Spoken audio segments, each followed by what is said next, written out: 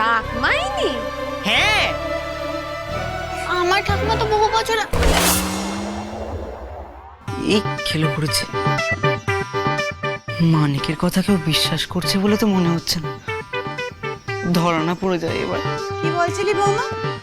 তোর টাকমা বহু বছর আগে? বলছিল বহু বছর আগে বাড়ি ছেড়ে বৃন্দাবন চলে গেছিলেন। কেন বৃন্দাবন কেন গেছিলে? ওনার ছেলে তো জমিদার, অসুবিধে হওয়ার তো কথা নয়। যা যাবর মানুষ উনি। ছোট ছেলেটা তো একেবারে অপদার্থ ছিল, তাই জমিদারি ভাত যোগ্য ছেলের হাতে তুলে দিয়ে দিদি শাওরি আমার ধম্মে কম্মে ডুব দিয়েছিলেন। কাশী, মথুরা, বৃন্দাবন, পুরী এইসব করে তো দিন কাটেও না। বলছি মানিক আপনাকে যা যা বলেছে সব মনে আছে তো? তা বাচ্চা ওনাকে নেলি করতে কে? মা, পুরী থেকে একটা রথের দল জগৎপুরে এসেছে না? এসে বুঝি? এসেছে তো।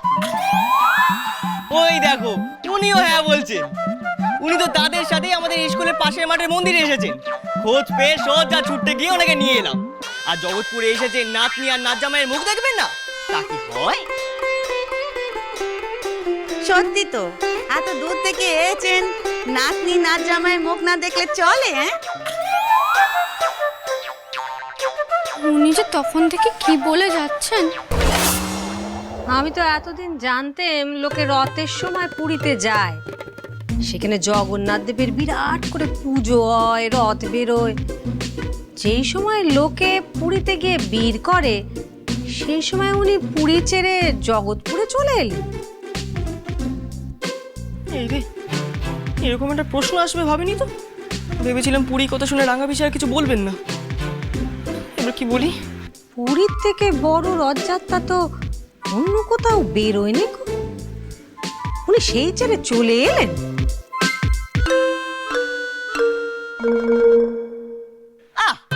পুরীতে তো উনি সারা বছরই থাকেন। তিব্বতের লোকের কাছে আর পাহাড় কি নতুন জিনিস গো বেশি? তারা যেমন সমতলে হাওয়া বদল করতে আসেন, দিদি শাওরি তেমনই জগৎপুরে এসেছেন পুরী থেকে হাওয়া বদল করতে। তো তখন থেকে টিকটিকির মতন ঘাড় নাচছেন কেন? উনি কথা কইতে পারেন না নাকি?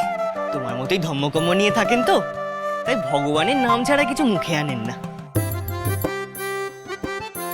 হ্যাঁ, সবই তো বুঝলেন, কিন্তু উনি তো এতকাল বাড়ির বাইরে থাকতেন। তা উনি জানলেন কি করে যে ওনার নাতনির এই গাঁয়ে বিয়ে হয়েছে?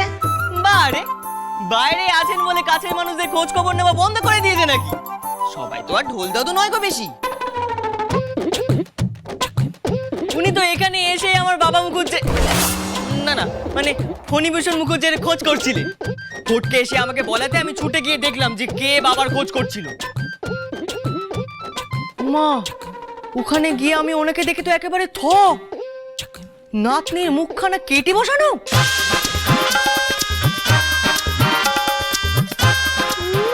চাই বৌমার ওরম চাঁদপানা মুখে পড়ে টোল, আর কোথায় ওনার ওই গটির মতো মুখ গোল। কিন্তু বাচ্চা, বৌমার যে ঠাকমা আছে কথা তো আমরা বিয়ের সময় থেকে শুনিনি কো। ও মা, ঠাকমা না থাকলে কি শ্বশুরমশাই আকাশ থেকে পড়েছে গো বড় মা? তুমিও না? আরে পিটু, কে এসেছে রে? নতুন বৌমা ঠাকমা এসেছেন। ছোট বউ, আমি সন্ধে দেব, ওনারে ঘরে নিয়ে যাও। ভেতরে আসুন। হ্যাঁ, আপনি আসুন না, ভেতরে আসুন, বসবেন, চলুন আসুন। কি করতে চাইছেন আপনি? উনি কে? কোথা থেকে নিয়ে এসেছেন? কেন নিয়ে এসেছেন? উনি টম দাদু গো বউ, তোমার নতুন মাস্টার মশাই। দাদু? আপনি তো এক্ষুনি বললেন ঠাকুমা। হ্যাঁ, সে তো সবার সামনে, কিন্তু তোমার সামনে আর লুকোচাপার কি আছে বল? আপনি ওনাকে কোথা থেকে পেলেন বলুন তো? আর চিনলেনই বা কি করে? চিনি বউ, চিনি। টম দাদু বহুদিন হলো বিলেত ছেড়ে এই দেশে এসেছেন। আর তোমার মতো যারা যারা পড়াশোনা করতে চায় এমন ছেলে মেয়েদের খুঁজে উনি বিনা পয়সায় পড়াচ্ছেন। টম দাদু মানে তো সাহেব।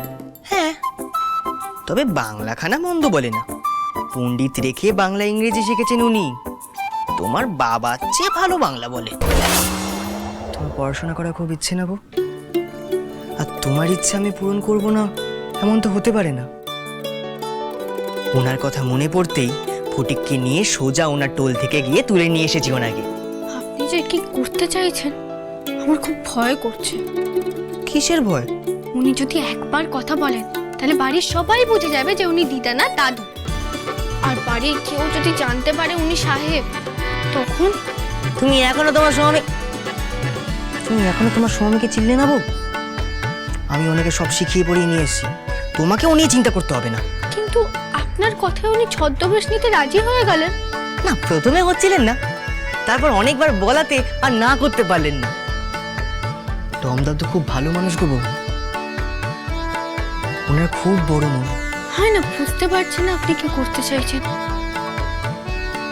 এই নিয়ে বাড়িতে আবার একটা যেন অশান্তি না হয়। বসুন মাসিমা। আপনি আপনার নাতনিকে খুঁজছেন না? আমি আপনার নাতনির শাওরি। আপনি একই করে দিচ্ছেন।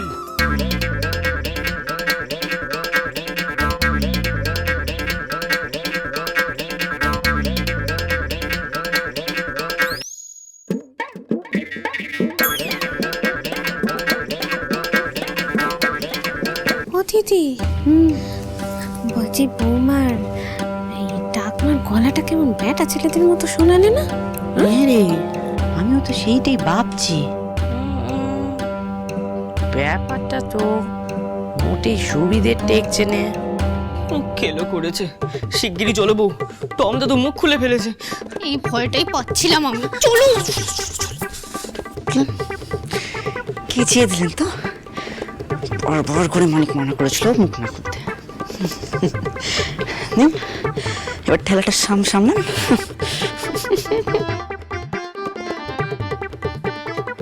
হ্যাঁ গো বৌমা, ইনি তোমার ঠাকমারা দাদু। ইনার গলাটা খুলবেছি হচ্ছেটা কি? কেন রে মানকে?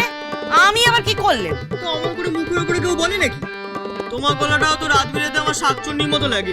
এই মানকে, আমি কি কিছু বলেছি কোনোদিনও? তুই তো দিদা শাওরির সামনে আমাকে অপমান করছিস। আরে রাগ করছো কেন? আচ্ছা ঠিক আছে, আর বলবো না, হলো? বলবো না বললেই হলো? আগে বল, ওনার গলাটা কেন এমন ছেলেদের মতো শোনাচ্ছে? বৃষ্টিতে ভিজে গলাটা ভেঙে গেছে হয়তো।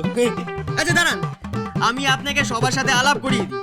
ওনারা হলেন আমার মা, বড় মা, মানে আপনার নাতনির শাশুড়ি আর বিগ শাশুড়ি। হ্যালো, ছোট এলো কি রে? ও দিদি, কি মনে হয় বলো তো? ওনার চোখে তো মোটা চশমা, ঠিক করে দেখতে পায় না। হ্যাঁ, তাই জন্য আমাদের বোধহয় একটু এলটে বলছেন। ও হ্যাঁ, তাই হবে। এই যে মাসিমা। আর উনি হলেন আমার ফ্লাওয়ার বেশি, মানে ফুল বেশি। এই মানকে, তুই এত ইঞ্জিরি করতেছিস কেন? বুঝতে পারলে না? দিদি শাশুড়ি যে আমার বউয়ের মতো ইঞ্জিরি বলে গো। শ্বশুর মশাইকে তো ছোটবেলায় উনি ইঞ্জিরিটা শেখাতো। কিন্তু আর বলতে হবে না, বুঝে গেছি। গায়েরাও নিয়ে বলবে, তাই তো? আরে আমার শ্বশুর বাড়ির সবাই সাহেব বাচ্চা গো। আমার বউকেই দেখো না, কেমন দুধে আলতা গায়ের রঙ ওর। আর ওর দাদা পিসিকে দেখো নি, কেমন সবাই সাহেবদের মতো টুকটুকে। এই ফর্সা গায়ের রঙের আসল কারখানা তো উনিই গো। শ্বশুর মশাই শুধু কপাল করে বাপের রংটা পেয়েছে। এসব করতে গিয়ে উনি ধরা না পড়ে যান তাহলে আর রক্ষে থাকবে না। কেন যে উনি করতে গেলেন এসব আমার জন্য? মাসিমা, বলছি আপনি এখানে বসুন, হ্যাঁ, আমরা আপনার জল খাবারের ব্যবস্থা করি। হ্যাঁ, আপনি এত দূর থেকে এসেছেন, প্রথমবার এসেছেন, কিছু মুখে না দিলে চলে? হ্যাঁ, আপনি বসুন, হ্যাঁ, আমরা যাবো আর আসবো। হ্যাঁ, চল ছোট।